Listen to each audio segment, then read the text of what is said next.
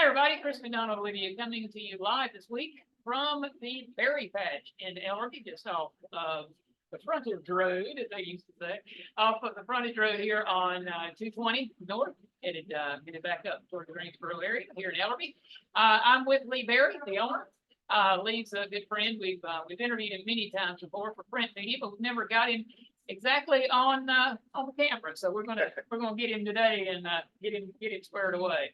Lee, we're happy to have you with us today. Thank you for joining us. I know you're busy and with all kinds of farming and painting going on. Well, the rain slowed us down a little bit today. That kind of worked out pretty well. Lee, this is just one of those things that are on the side of the road that people see and go, "Oh my goodness, what's that?" And that's one of the things that makes America. I mean, everybody wants to see the world's biggest dinner plate or the world's biggest whatever. You are the owner and inventor of the world's biggest strawberry. Of course, last name being Berry and whatnot, that makes it perfect. But when you got started back in the mid to late '90s with this, what just really made you come up with the idea of the world's biggest strawberry? Well, the started raising strawberries in '94. Right. Worked for another farmer, went to a strawberry farm.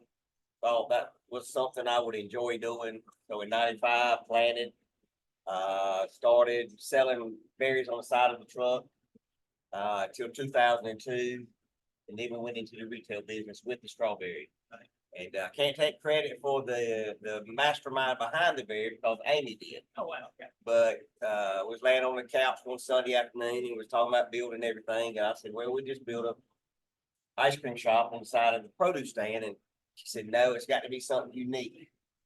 Right. And she said, "I think we should make it like a strawberry." And I said, "You have lost your mind." So I laid there and got the drafting paper out. Took drafting for 3 years in high school, so I thought I knew everything. And 30 minutes later, I said, "I got it figured out." And to this day, I drew it that night, and it's exactly what we have. That's amazing. Yeah, I mean it's really something that people don't expect. It's just a strawberry. I mean, but then again, who expects being able to go and see where a meteor landed in the middle of Arizona That's desert or exactly anything right. like that. It's almost. I remember as a kid, we lived in Jacksonville, Florida, but of course, my mother and dad were raised in Richmond County, and so we'd come up to visit. And I'd read every study sign going up I-95 to them until they were like, "Just okay, fine, you can read, we got it." Yeah. But this is really something. It's pretty widespread your history and the notoriety of this place. It is. We've been on TV and recognized in Iowa State Magazine, a couple of centerfold. I've always wanted to be a centerfold. And in Iowa State Magazine, and got a big interview coming up in about 3 weeks. We're visiting North Carolina. Oh, all right. Okay. It's going to be done. Been on a few local television stations and all, but we've become a destination now. Right. It's a good meeting place. It's a good halfway place to the beach if you live in Winston, Guilford County, that area. Good, safe, dog friendly. So yeah, we've become a destination. We like to call ourselves that. Right. Now, it was not in the place that we're in right now. You did. There was some. You got a lot of good press moving it. What, a mile and a half down the road? That's correct. Yeah. That's So tell us a little bit about that. Well, DOT was going to do the expansion on the highway, which actually took out my pond, 7 acres of land, left me with 16. Not enough to relocate because you had to fence the interstate off, limited access.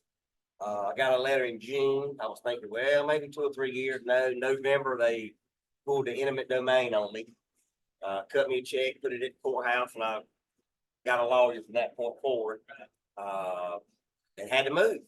And this was the only piece of property that I could find. I went from 20-acre piece of property to a two-acre piece of property. Not that we're pretty good as far as the size, but there's no growth here at all in this location because of the parking. I had a lot of vision for the old place, but anyhow, you move on. Can't stop progress. I figured that out in court. But we were scared. A lot of praying. I didn't know what was going to happen because I did have access to the highway. Now you had to exit off, but I am visible. I'm very visible.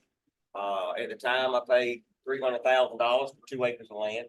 Very scary, a lot of money. Right. And, but it's all worked out. Yeah, not crying the blues one bit. It's all worked out. We've been here, I think this is 13 years.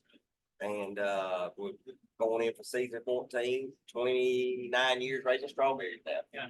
So, So tell me about the day that you guys loaded it up on the trailer and moved it down here. I actually got the Odoms from, Seed Roads that helped move not White House, the The Lighthouse. lighthouse, yes. And, Maintainers Lighthouse. that's correct. And, I designed the strawberry to be taken away one day because I knew it would come one day. And, we actually picked it up, put it on a flatbed trailer, and in, I timed it 4 minutes and 50 seconds. We had our new home. Mile and a half up the road, mile and 3/10 up the road. We already had a concrete poured. We set it down on top of the pad, the plumbing, electrical. We moved it on March the 22nd. No, we opened March the 22nd. We moved it January the 22nd. So once we got it here, it was, work every day until we got it complete. And we were able to open up the market just in time for strawberry season. Right. It's fascinating, just, as I said, I mean, all the magazines that it's been in, are amazing. And also too, I mean, you do have a couple of billboards down, north. I mean, when I was traveling back and forth, back up north, I would see, I would know that I was just about done when I would always see the berry patch, signs. And you're always a beacon that I look forward to. Now you do have a good sized family. Of course, you got 3 kids and Amy, your lovely wife. And a dog. And a dog. So always gotta have the dog. Gotta have the dog. Right. And so tell me about your kids. I've got a 24-year-old, it'd be I can't believe it. 24, graduated NC State, lives in Raleigh, does a food safety, inspector for a big company. He called me today from, Chicago, so he's there for the week. I have a 23-year-old that's disabled. Jack, he'll be at home forever, but that's good too. The Lord gave to us for a reason. Right. And I've got an 18-year-old daughter that's graduating high school this year. Wow. That's gonna go off to radiology school. Wow. Yeah, Well, this week. yeah, this week, maybe change next week. But, yeah, got a wife I've been married to for, let me get this straight, 28 years now. Wow. So we've been together a long time, and ups and downs, but we made it so far. Well, that's good. So, That's really good. Also, too, you've had the privilege of being, I believe, the 2-term mayor of Ellerbe. 2 terms. 2-term mayor of Ellerbe. One of the main platforms that I always remember is you want to see Ellerbe really become more than it is, of course, but you want to really see it become something special. And with you here, you're kind of The welcome sign, you're the Ellen. welcome sign. I'm the Yeah, welcome sign. you're the gate that everybody comes to to see if they're going to turn left or whatnot. What did you, when you first became mayor to when you were, when you finished being mayor, what did you learn? What did you really see? I saw how bad a small town struggles financially, especially all the traffic that comes by me now, the 40 or 50,000 cars a day on the weekends used to go right through Ellerbe. Really thrived. 3 gas stations, 4 restaurants, antique shops, everybody booming, nobody cried the blues, I call it. When the bypass came through, you took that 40,000 and you're getting 4,000 a week go through Ellerbe now, at the most. When I became mayor, I took on a sewer project. It was already in the making, but I had to finish it up. A $6 million project, which was big for Ellerbe. We closed down a wastewater treatment facility and started sending water to Rockdale, which is about a 12-mile trip. Just got to see how it's easy to sit back at home and criticize things, but until you get there and see the bill, the budgets, that was a real shock to me. Is what a small budget Ellerbe operates on. And the bills that come out, very dependent on any grants or funding that we can get through the government. USDA bought a fire truck while I was the mayor, $700,000 fire truck. Our problem is we don't have a manned fire station. We're voluntary. So whenever somebody comes in, they don't know which truck to take. They can take this one truck now to replace three. Still have them, but this is the main one to go to if you're unsure what the cost for. It's got everything on that the other three have. So that was a big deal for the town of Ellerbe. Started a strawberry festival. COVID knocked it out. Right now, we want to get it started back up. But you know, I love Ellerbe. There's probably nobody loves Ellerbe more than me. If you stop at the berry patch and you say, I'm out of gas and I'm hungry, I'm gonna say, go into Ellerbe. Still got some restaurants, got 2 gas stations. It's only 2 miles away. Help contribute a little money to the income. You know, I've invested in some property in Ellerbe, some rental property, because everybody wants to come to Ellerbe. It's quiet. It has a grocery store. It's had a post office and a pharmacy. It's got everything you need, and a Dollar General and a Family Dollar. Right. So get out of the hustle and bustle of big towns and come to Ellerbe. Right. We're only 30 minutes from Pinehurst. Right. Which is a good commute. Oh, yeah, absolutely.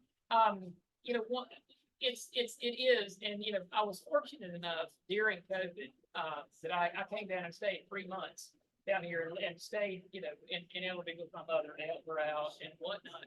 And really, I really saw a lot of what, small town life is like. I mean, I was, you know, coming from a city that had, you know, 45,000 people in a block, you know, and, you know, whereas, you know, here we've got 42,000 people in the county. 1,200 in Ellerbe. Yeah, 1,200 in Ellerbe, exactly, and a stoplight and a crossing Yeah. line. But Ellerbe is it's always been a fascinating city, and the history with Ellerbe and just the beautiful old houses, the historical district and whatnot. You know, while you were there, you know, the two things that you did really shepherd over was the wastewater treatment plant and trying to get some more development downtown. How is downtown development coming along right now with Ellerbe? Not good right now. It's really not. Because I noticed that there are several, there's Buildings several being torn buildings down, being that's torn correct. down and whatnot, and maybe, you know, maybe it was time for them to be, but, you know, but now here's the question, now we tear them down, what we're gonna put in place? That's correct. And that's been a big question for the town. One's turned into a park. The other one is privately owned and he's got some hopes of building back, some storm damage. But, you know, our biggest hope right now, working with Senator Tom McInnes, is Fort Bragg's only an hour away. Right. You're getting people you're building a big plant in Asheboro, Randolph County, a big Toyota plant or Honda, I can't remember which one it is. You know, you can pull right out on the highway and be at either location in less than an hour. Right. So we're hoping to get some of that revenue for some new houses, new construction. We've got the sewer, the infrastructure is correct now. We have the water, we have the sewer. Now we just need to find some land right on the outskirts that we can annex, or they could annex, I keep saying they could annex and take in and build 75 to 80, $400,000 houses, which would really help the sewer fund. Right. It is a special kind of town. I mean, it's always been an agricultural town and, you know, my mother having grown up in it for, you know, for the years that she was here, you know, she always really liked the idea that, you know, everybody kind of always knew, you know, everyone knew everything. And, you know, everybody felt safe and being able to, you know, hey, there goes so-and-so's little boy and he's over here doing something. And then your mom would find out about it like that. Yeah. And so I think one of the things that's missing in society now is that small town togetherness, knowing your neighbors more. And of course, with the Strawberry Festival, what you said, you're trying to get back going. I mean, the farm week that One we do. city with the parade. The parade, yeah, that's always something. That's really big. Last week we had the marathon, Ellerbe Springs Marathon yeah, this past weekend. Right. The Saturday before Thanksgiving, we had the Farmers Day Parade, Right. which brings in, I don't know, 3,000 people. Right. Really, really big. Then we have a big festival afterwards. People set up tents and sell crafts and food, and that's big. We had a few famous people come from Ellerbe. Right. You had Andre the Giant. Right, yeah. You had Benny Parsons. Yeah. You had Judge Fry, who's sat on the Supreme Court Justice. Yep. Had him. I mean, there's several other people I'm sure I'm not mentioning. Right. But, you know, we have a lot to offer. We have one of the only museums in the world that has the artifacts, the Rankin Museum. I mean, you would come to Ellerbe to see things you won't find anywhere else in the world, Right. anywhere else. A doctor owned it, Dr. Rankin, and it's funded by his an account he's got. It's got a governing body, and if you've never been anywhere, it's the best $3 you ever spend. And if you can't afford it, I'll pay for it to go there. There you go, absolutely. Now, in regards to what you guys have here, what do you offer folks? What do you offer your guests when they show up? I mean, yes, okay, it's produce stand, but what's that one thing that really makes everybody, man, people gotta make sure we stop by there every year we go down there. Really Or stop by on the way back. Really try to offer great customer service. A clean place to stop, plenty of restrooms, fresh produce. We farm over 100 acres of produce, and we sell it right here. We, homemade ice cream, 20 flavors of homemade ice cream. You know, just a friendly atmosphere. It's not a closed-in grocery store like some people do. It's an open air market. It's, you know, we just sell it as a friendly, safe place to stop, stretch your legs, walk your dogs, meet people, and go from there. What is the furthest away you've had folks come to visit here? UK. Oh, wow. Australia, Oh, wow. Netherlands, Switzerland. We get random pictures of our t-shirts over here in different parts of the world. China. Oh, wow. Oh yes, all over. Wow, that's amazing. Now, one thing, you are, this is your baby and everything, but you are a full-time farmer. We are. And farming has really been, it's in the news a whole lot about, with food prices going up and with different, issues along the way. What do you as a farmer, number one, what made you become a farmer? And secondly, what makes you embrace it so much? Each day to get up and go, all right, I know I've got to go and do this. I've got to go and get that field ready. I got to go and do this. Well, when I was 18, I was headed off to college, going to be a stockbroker. I thought. Went to work for a farmer for 2 weeks before I left for college. And helped him, went off to college for 2 weeks, packed all my stuff up and came home and told my parents I wasn't going to do it. Of course, I thought I was about to be homeless when I told them that, but I went back to work for the farmer, worked for him for 7 years. Who was it? David's Produce, David Sherrill. Okay. Yeah, and met the love of my life there. Amy worked there for 11 years. Oh, my God. So went to work at 11 years old. So she graduated college in 22. Oh, wow. So she was there a long time. Met her there. Just got bit by the bug. And finally, I went off in the strawberry business, been in the poultry business a little while. Bought 4 Purdue chicken houses. Didn't like it. Did it for 3 years. I enjoyed the produce.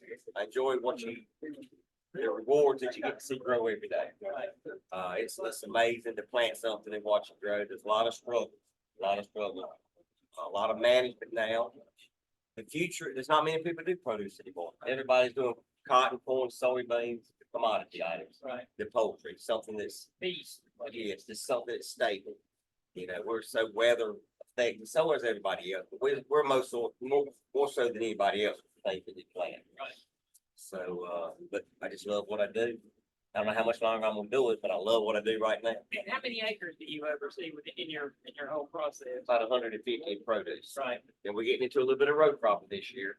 I don't know, maybe 100 Would you say road cropping? What is that? corn, Okay. field corn for deer feed or chicken feed. Right. Just depends on how much you make and where you decide to sell it at. Right. But that'd be the only extent of my road cropping, but not enough to hang me out. I've been in the hemp business too. Oh, wow. Yes, I raised hemp for 3 years, and that's still by the wayside in the United States. They buy it cheaper in other countries, just like a lot of other places. Right. Have you ever given any thought to maybe doing some cattle raising and such, or? No, just out of my wheelhouse. It's all I can do to keep this place in the heat of the summer. We've got 15 workers in the field, and I have a farm manager that's very handy, and then we have 30 workers at the berry patch. And, we have to keep in mind, we got a disabled son that we have to look after, no matter drop of a hat, we could be in Chapel Hill. Right, right. So, we always keep that in the back of the mind there, but no, I don't have any, not right now, not with this, you know, I love livestock, I've had goats with my kids in the past, 4-H. We're big 4-H supporters, but Yeah, because Coleman and Asa have both, they've won numerous. Coleman got a free ride in 6 days, showing goats. Saved me They get a bunch of money. $50,000, $60,000 That's right. showing goats. I bet I bought that many goats though. Right. But, So talk to us, let's talk about Jack a little bit. Jack is a very special boy, very, very special. He's amazing, and I'm fortunate enough to say, he does go to our church. He does go to the Plain Presbyterian Church. And I hope you can hear this as this truck goes by. But he's very special, and he did, 3-4 weeks ago, got up and did a testimony in the middle of the, Yep. in the middle of the sermon and all. I mean, special just is not, it's not enough of a word for it. He's a fighter. He's a fighter, fighter, yeah. an incredible child. Most definitely. We like to lost him 2 years ago, 56 days on the ventilator, 90 days at Chapel Hill total. Told us he probably would be on the ventilator forever. Glad to say he's walking, talking, doing whatever he wants to do, really. Has a 4th grade mentality. I'm good with that. All's good. He calls us and tells us what he needs, and we serve him. That's sweet. That's absolutely sweet. And of course, like you said, Coleman, he's with the company there, and then Ava's on her way to see what she's going to be doing in this The world. question is, who's going to take over the berry patch? That's the exactly it. $1 million question. That's it, exactly. Where do you see now? We have the sign up here. It's on the other side of the camera. It's established 1995. But where do you see this place in 3 years, 5 years, 10 years? I'm really seeing in 3 years, if none of the kids decide to come back, maybe a young couple, and it's gonna take a young couple. I'm 53 now, so I'll be 55, 56. Amy's 6 years younger, but getting another couple in here to maybe take over today, maybe do some owner financing, but you gotta give it all. You gotta give it all you got. But that's what we'd like to see. We'd like to sell it to someone that's gonna take over. I'm not so worried about a legacy as I am selling this place to somebody and still providing a good service. I don't want to see it torn down for a gas station, because that's prime real estate for a gas station. Right. When I went to buy the land, this quick story, I went to buy the land, the guy told me, he said, showed me the map, and it already had a whole gas station laid out on the property, down to the trash can and air compressor. He said, I doubt you can afford it. Well, I proved him wrong. I was able to afford it. Right. But he said, for a produce stand, I said, buddy, this is what I love to do, and this is what we're gonna do. We just hope that somebody would come up one day and say, hey, me and my wife, or me and whoever, brothers, sisters, family, we'd like to talk to you about taking over one day. Right. Just go to work for 2 or 3 years and figure out that's what we're going to do. Right. Now you've got some other things that you built that are just over here on the other side. Tell us about that. Well, we was able to acquire about 14 acres of land, 400 yards away. We made an agritourism center. We got started late last year, and that agritourism to us is, you can call it all different things, but ours is a pumpkin patch, hay ride, a giant slide, one of the biggest slides in North Carolina, a big bouncing pillow, animals, petting, picnic area, just a place to come spend the afternoon. We're gonna add a corn maze this year, so we already started on that. Getting more diversified through the fall when it gets slow, because I am 90% beach driven traffic. So I get a lot of locals, but I'm 90% out of town. We're trying to get something for the local people to do, for the kids to do. So that we're really excited about that. Got started late last year. Didn't do a lot, but I've got high hopes this year that we're gonna triple sales. Now I know that you do have some, like you said, you have some picnic areas that way. So do you ever have like some of the food trucks, local food trucks? We have a different food truck every weekend come in. Typically on Saturdays one and Sundays is a different one. We're in the process of building a concession stand out there, not a food stand. Right. You know, we want to offer our ice cream, cotton candy, you know, some carnival stuff, but still have somebody there with some staple food, some barbecue and some hot dogs. Right. So we're gonna have that going by this fall. And, even we had the public just come down and say, hey, I want to buy a barbecue sandwich, and they come and buy it, and they say, well, I'm gonna bring the grandkids next week. Right. So that works out. So it takes the whole part of the pie to make it all work out here. It's a mechanism. It is, and, you can't tell you how much our name has helped more than anything. Being a strawberry farmer, last name berry, and then building this. I mean, just, people just still can't believe it when they meet us. Right, right. The one thing, and like you say, it's everything has to work together, because if one thing branches off, you're toasted. I know last year when I interviewed you, you would just put in a brand new, ice cream, freezer down here, the new freezer that you would put in. Are there any other plans for any expansion or anything in the future? Not on this piece of property. We ran out of room making ice cream. We were in a small area. So we built a 30 by 40 building just to make ice cream. Put in a big cooler. We haul it up here on a golf cart now, which was very easy. We could carry it on carts up here, but that's no problem. You make it, you put it in the freezer. Next morning, somebody goes down there, loads up 40, 50 buckets, bring it up here. We do that every day. Right. So it's become part of the wheels that turn here. Everybody knows their job. It's, kids like golf carts, so they don't have any problem getting behind it. Yes, they do. They don't Yes, find they do. any issue having a driver, it seems like. But What's your normal, on a normal day, not like an Independence Day or anything like that, but like on a normal day, how much ice cream do you guys go through? around 40 buckets, 3-gallon buckets. Holy, that's 120 gallons a day. That's a lot of ice cream. Yeah, we have done double that today. Wow. Wow, that's, I mean, That sounds like a lot, but one scoop at a time, it's a lot. yeah, exactly. And we also do apple cobblers, hot fudge brownie, banana splits, milkshakes. That's a big part of it. You do realize you're making me hungry, but may have to visit the big strawberry reports all over with. Well, it is a, you're a legend. I mean, this is legendary.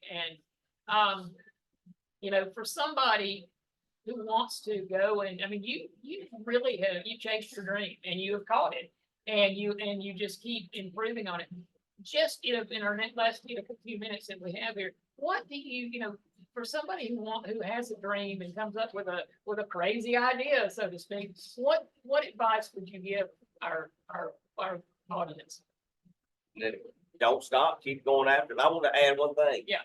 I didn't grow up on a farming family. Right. My mother was a principal. My father worked for the railroad. Right. I was given 5 acres of land, 5 acres. And I started buying more land a little bit at a time. I'll tell everybody, I took a pickup truck and went to the bank. It was worth 10,000 and borrowed 30,000 to get started. And that was a lot of money back then. Oh, yeah. 95, $30,000. That's a lot. We didn't have anybody co-sign for me, nothing, good relationship. Was able to pay that 30,000 back in 2 years. I was proud of myself. Now you go to the bank and borrow $200,000 or $300,000 at a time to do things. We bought a couple farms since then. But just don't give up. Just keep working at it, learn all you can do, ask all the questions you can ask. Learning to be a strawberry farmer, I have never stopped. I always ask people, other farmers, what do you raise, what varieties? They may tell me, they may not, but I can promise you, if you call me, I'll tell you what I know. I love to see this industry grow. And, and one thing that, I do know about you and your family, your in-laws and everyone, you guys do have a very strong faith in God, and that's how you're able to do this. Oh, yeah. You honor him with what you guys do. It's power in prayer, Absolutely. for sure.